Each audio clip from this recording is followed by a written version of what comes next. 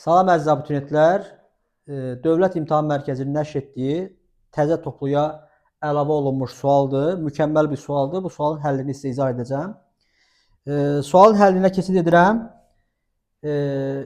Belə bir bərabərsizlik bizə verib. Deyir ki, bərabərsizliyin ən kiçik tam həlli 9 olarsa, A parametrinin ala biləcəyi tam qiymətləri cəmini tapın. Deməli, mən burada iki hala baxmam lazımdır. Birinci, A-5-in müsbət halı, sonra mənfi halı. Birinci hal, ikinci hal. Əgər A-5 böyük sıfırdırsa, onda x-8 böyük bərabər olacaq 2A-14 bölünsün A-5. Buradan x böyük bərabər olacaq 8 üstə gəl 2A-14 bölünsün A çıxılsın 5. İkinci hala baxsaq, yəni A-5-in mənfi halına baxıram. A-5 kiçik 0.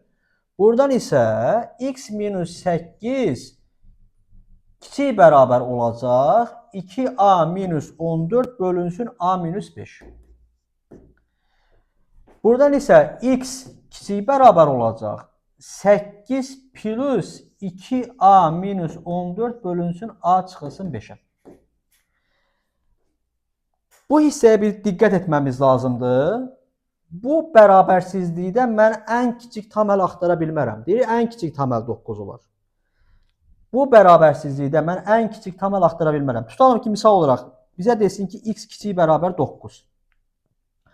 Bu bərabərsizliyin həlli mənfi sonsuzluq 9'dur. Burada ən böyük tam həll 9'dur. Yəni, x verilən ədəddən kiçik bərabərdirsə, mən bu bərabərsizlikdə heç vaxt ən kiçik tam həll axtara bilmərəm. Ona görə bu hal artıq mənə lazım deyil. Mən bura baxmıram.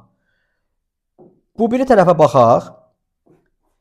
X böyük bərabərdir 8 üstə gəl 2A-14 bölünsün A-5. Bunun ən kiçik tam həlli olması üçün, ən kiçik tam həllin 9 olması üçün diqqətlə bura baxaq. Bu ifadə 1 ola bilər.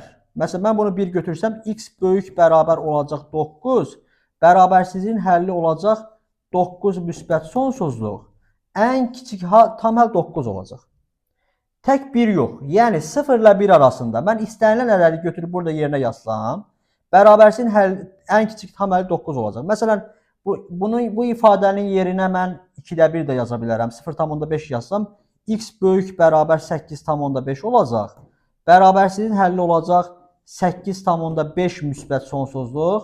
Ən kiçik tam həlli olacaq 9. Yəni qısa olaraq, bu bərabərsizliyin ən kiçik tam həllinin olması üçün, ən kiçik tam həllinin 9 olması üçün bu ifadə 0 kiçikdir 2A-14 bölünsün A-5 kiçik bərabər 1 olması lazımdır. 0 ola bilməz.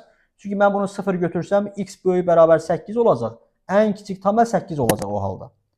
A-5'in də müsbət olduğunu bilirəm. Bu bərabərsizliyin hər bir tərəfini A-5'ə vururam. A-5'ə vursam, onda 0 A-5'ə vuranda 0 kiçikdir. Bu ifadəni A-5'ə vuranda A-5'lər ixtisar gedəcək 2A-14 kiçik bərabərdir A-5 olacaq. Bu iki qat bərabərsizliyi həll edirəm. Buradan görürəm ki, 2A-4 0-dan böyükdür. Yəni 2A-14'ü böyük 0 yazıram. Buradan 2A böyük 14 olacaq. A böyük 7 olacaq. Bir də 2A-14'ü kiçik bərabər A-5 yazıram.